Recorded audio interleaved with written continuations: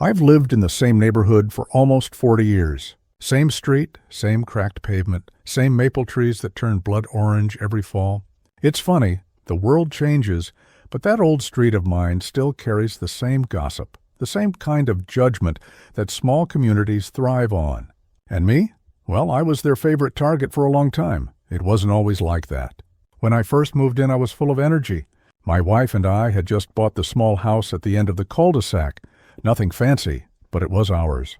I remember painting the mailbox red, thinking it'd add some personality. The neighbors thought it was tacky. That should have been my first clue about the kind of people I'd be living next to. You know how some neighborhoods are. Everyone watches everyone else, but they pretend it's just looking out for each other. I was the quiet one. Worked long hours, came home late, and spent my weekends fixing things around the house. I wasn't at their block parties, I didn't gossip about who bought what car, and I didn't care who was secretly feuding with who. And that apparently made me invisible. Or worse, suspicious. Over time, quiet turned into weird, and weird turned into nobody. I'd catch whispers sometimes. That guy doesn't even talk to anyone. What does he even do for a living? Maybe he's broke. It never bothered me much. At least, not at first. I figured people like that feed on drama because their lives are too dull without it. But when my wife passed away, that silence I once enjoyed became heavy. The house got too quiet, too still. And you know how silence amplifies every little sound? In my case, it amplified every whisper, every judgment, every chuckle that carried from across the street. There's one memory that still stings. The day I came home from the funeral.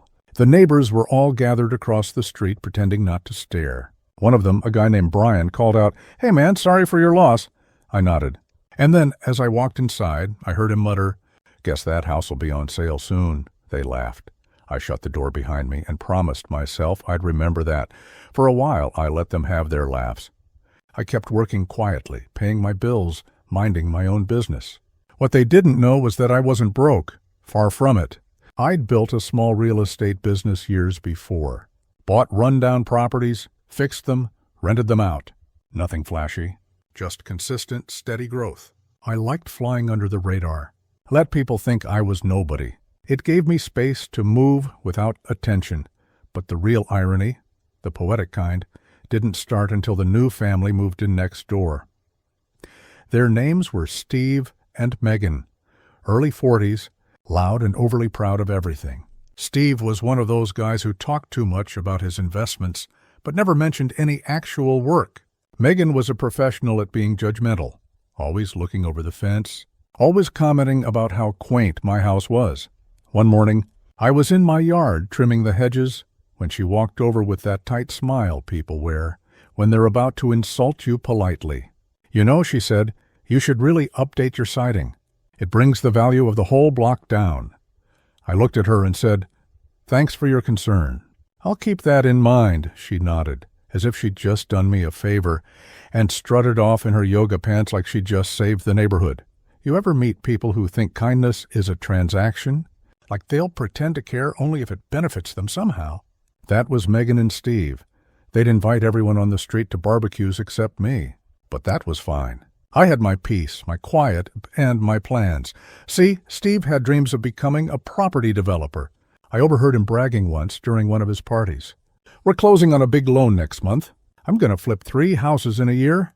He said it loud enough for everyone to hear, his voice slurred with beer and ego. Megan laughed like he'd already made it big. I smiled to myself, because I knew exactly how that story was going to go. Months later, I saw a for sale sign go up on one of his project properties a few blocks down. The house sat there for weeks, then months, no buyers. The neighborhood market was cooling off, and Steve had clearly overextended himself. I could tell because the cars in his driveway started disappearing one by one. First the boat, then the fancy SUV. That's when I made my move. I bought his debt, quietly, through one of my companies. It's not as complicated as it sounds. The bank wanted out, I had cash, and Steve's loan was available for purchase at a discount. In short, I became the guy his payments were going to. He had no idea. I'd see him wave from across the street. acting like the king of the cul-de-sac, and I'd wave back, knowing full well that every check he mailed was coming right back into my pocket. The irony was delicious. One afternoon, Megan stopped me again while I was sweeping my porch.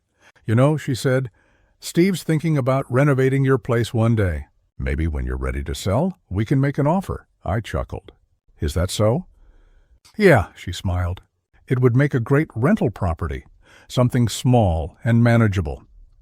I looked her dead in the eyes and said, "I think I'll hold on to it." "It's paid off, after all." She blinked, clearly surprised. "Oh, well, that's nice." What I didn't tell her was that her husband's wasn't. It took about a year before things started to unravel for them. I'd occasionally see Steve pacing outside, talking on the phone, voice tense. Then one morning, I saw a foreclosure notice taped to his door. He must have tried refinancing. Bad move. He owed more than he realized. I'll never forget the day they packed their boxes. Megan stood on the lawn, crying, yelling into her phone, "They can't do this to us."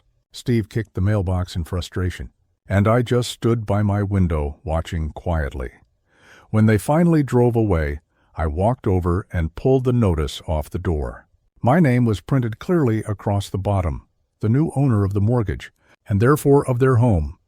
That night, I sat on my porch with a glass of bourbon and watched the sunset behind their empty house. The same neighbors who once laughed at me now stood across the street, whispering again. Only this time, they didn't know what to say. One of them, Brian, walked over slowly.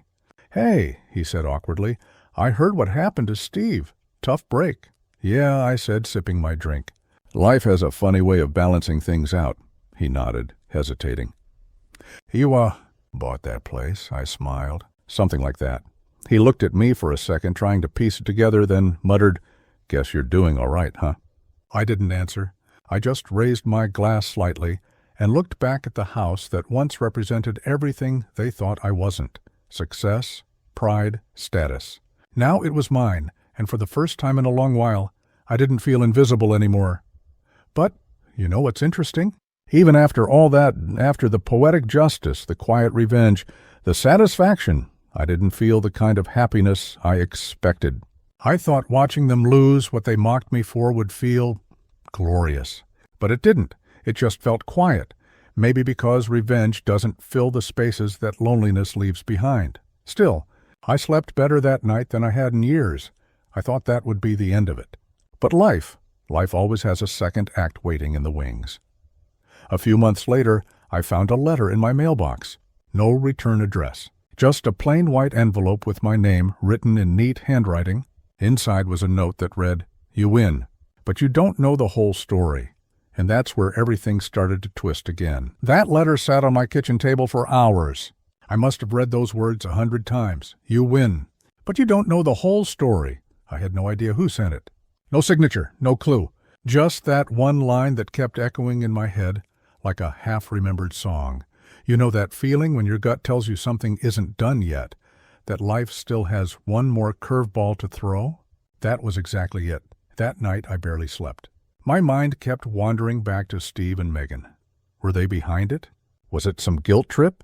Or maybe one of the other neighbors trying to stir up trouble again? The next morning I decided to find out. I drove down to the property, their old house, now technically my house, to check on it. The "for rent" sign was still on the lawn. I hadn't had the heart to move anyone in yet. Every time I looked at that place, I saw echoes of the past. The laughter, the noise, the smug smiles from across the fence. It was quiet now. Too quiet. When I walked up the driveway, I noticed something strange. The door was slightly ajar. My stomach dropped. I pushed it open and called out, "Hello?" No answer. The house was empty, mostly. A few pieces of old furniture they'd left behind, dust settling on the floors. But in the living room, there was something new. A manila folder sitting neatly on the counter with my name written on it. I didn't touch it right away. I just stared at it, half expecting someone to jump out and yell, "Gotcha!"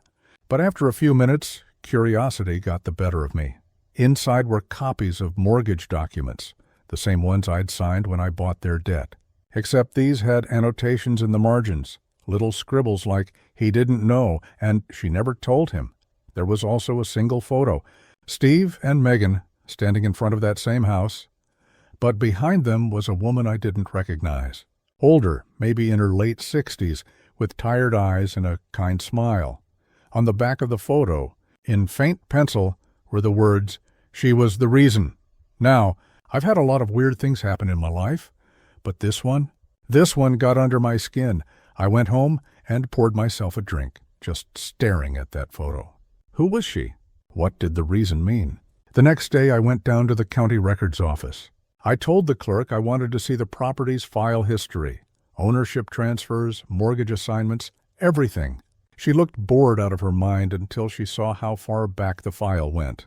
"Wow," she said, "this one's been around." Turns out before Steve and Megan bought it, the house belonged to a woman named Eleanor Matthews.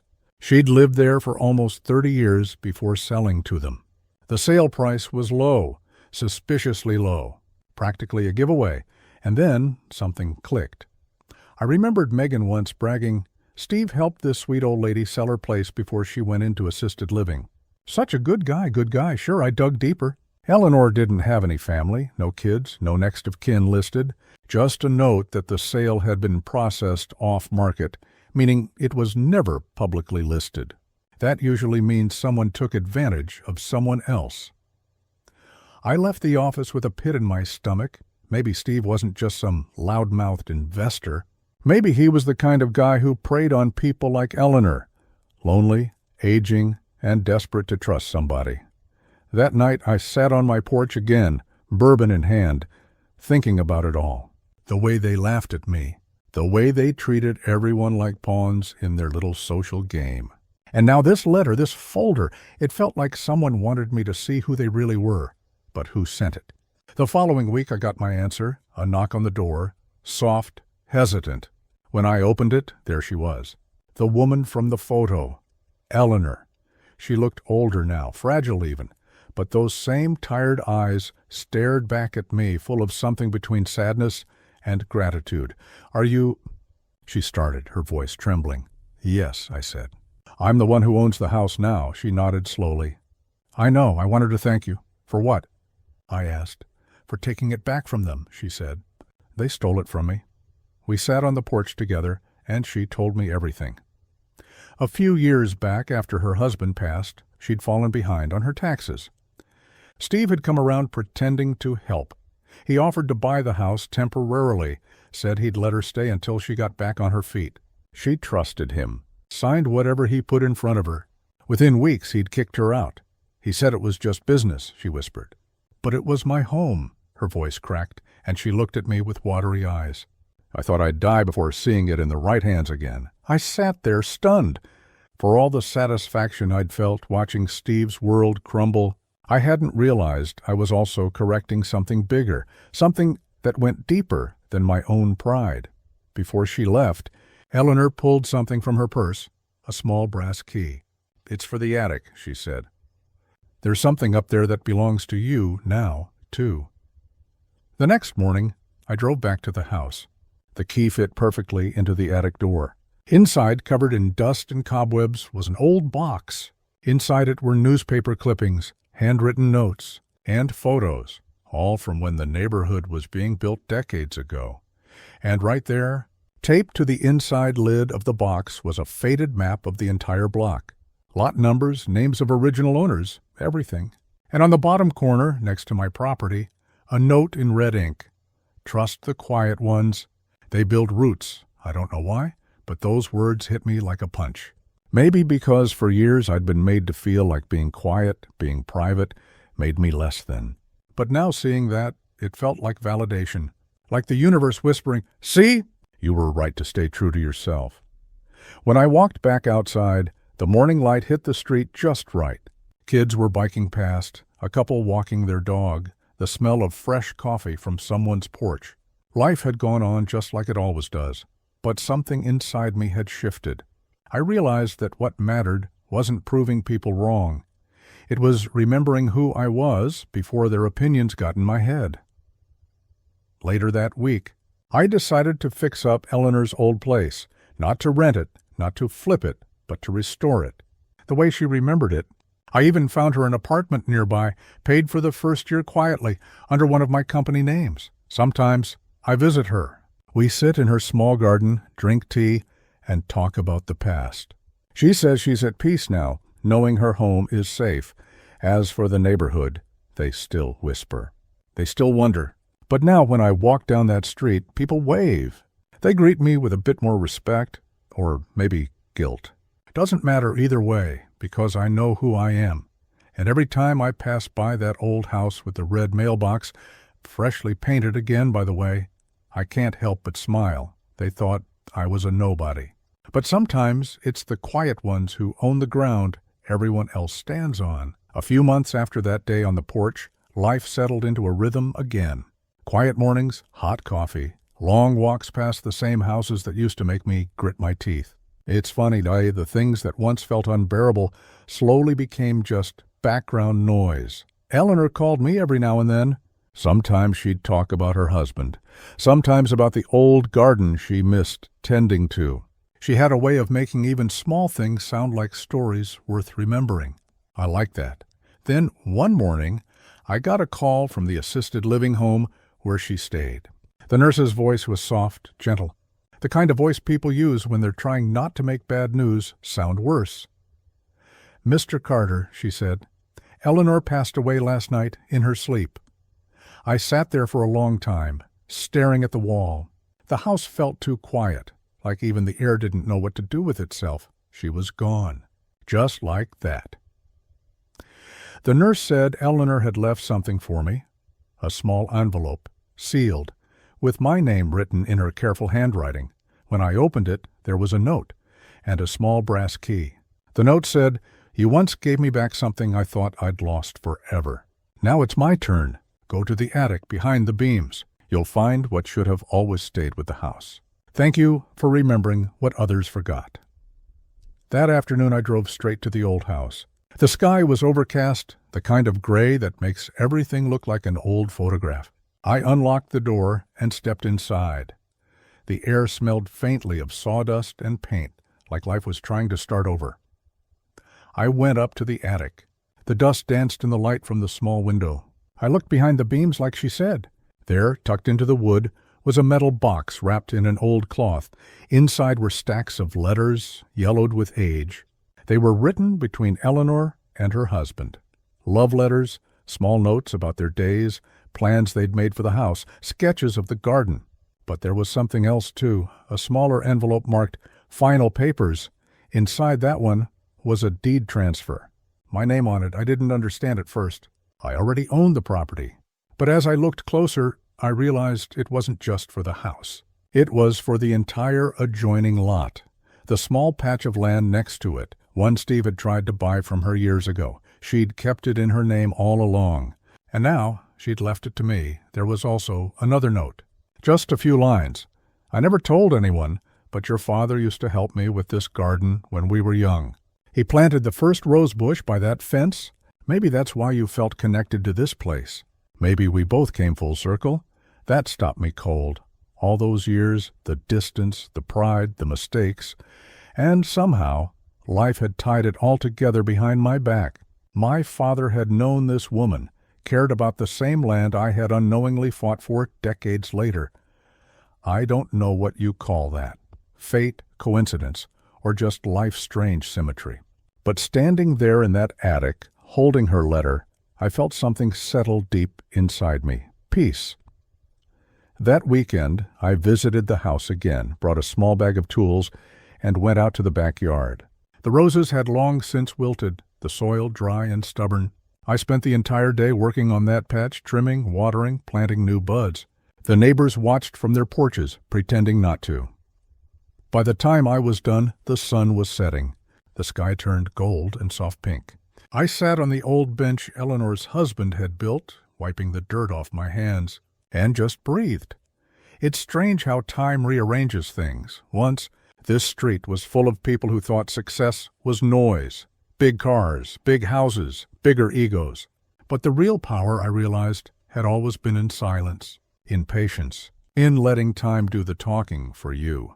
A week later, a for sale sign went up across the street. Steve's old place. They couldn't afford the new rates. Turns out the mortgage company they'd sold to was one of mine. I didn't gloat. I didn't even smile. I just looked at the house, shook my head, and whispered, "Some lessons take a while to learn." Months turned into years. The roses in the backyard began to bloom again. Their roots reached deep into the soil, the same soil my father once turned with his hands, the same soil Eleanor had protected, and now mine to care for. Sometimes, when I sit there in the late afternoon, I catch myself talking to her. Just little things. How the garden's doing, what the neighbors are up to, how the world keeps spinning, no matter who thinks they own it. And every time a petal falls into the dirt, I remember that line she wrote, "You once gave me back something I thought I'd lost forever." I finally understood. It wasn't about property or payback. It was about home, the kind you build quietly without anyone's permission. People still wave when I walk by now. Some even stop to chat. They ask for advice, ask how I did it. I just smile and say, patience and a good heart. The rest takes care of itself. Because that's the truth, isn't it? The world moves fast, but integrity, that's slow, steady work. It doesn't shout. It roots itself deep, and one day, when no one expects it, it blooms. And when I look at that house, the one that started it all, I swear, sometimes I can almost see her sitting on the porch, smiling that small, knowing smile like she's saying, "Told you so." A few more years have passed since that day in the garden. The streets changed again. New families moved in, kids riding bikes, where once there were arguments about fences and driveways. Life has a funny way of pressing the reset button when you least expect it. Every morning I sit on that same old bench in the backyard with my cup of coffee. The roses have grown wild, creeping past the fence now, spilling into the neighbor's yard. I don't trim them anymore. Let them go where they want. They've earned their freedom. Sometimes people stop by. They know me as the quiet old man with the calm yard and the endless patience. I don't correct them. They don't need to know who I used to be, the man chasing recognition, the man keeping score. That version of me doesn't live here anymore. A few months ago, I got a letter in the mail. It was from a law firm downtown, one I'd worked with years back. They were handling some estate matters, and apparently one of the properties I'd acquired during those long, bitter years had appreciated beyond anyone's guess. The lawyer asked if I wanted to sell. I didn't. Not because I needed the land, but because I realized something. I had enough. Enough money, enough memories, enough quiet. What I wanted now was meaning, so I did something I never thought I'd do. I turned the adjoining lot, the one Eleanor left me, into a community garden. No fees, no signs, no rules except one. You plant something, you care for it. The first week, only a few people showed up. Then a few more. Within months, the garden was alive. Kids with muddy hands, teenagers laughing, older folks trading seeds and stories. The neighborhood that once turned cold and petty had somehow found its heartbeat again. I put up a small plaque near the entrance. Nothing fancy. Just a line that said, "For Eleanor, who remembered when others forgot." People often ask who she was. I just smile and say, "An old friend who knew the value of kindness." Now I know what you're thinking. What happened to Steve? What about the neighbors who looked down on me all those years? Funny thing, time humbles everyone eventually. Steve's son runs a small auto shop nearby now. He's polite, hard-working, nothing like his father used to be. Sometimes when he sees me, he waves. Once he even brought me a jar of homemade jam his wife made. I could see in his eyes he knew the history, but he didn't carry the bitterness. Maybe that's what real change looks like. Not apologies, but better generations. And as for me, I stopped counting victories a long time ago. These days, the only thing I measure is how many people walk through that garden gate smiling.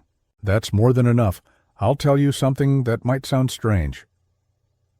Every year on my birthday, I sit under the big maple tree by the garden and read one of Eleanor's old letters. It's become a ritual. She always ended her notes with a line that stuck with me. If you can't take the world with you, at least leave something beautiful behind. That line. It's the kind that stays with you. It changes how you look at everything. So I made a decision.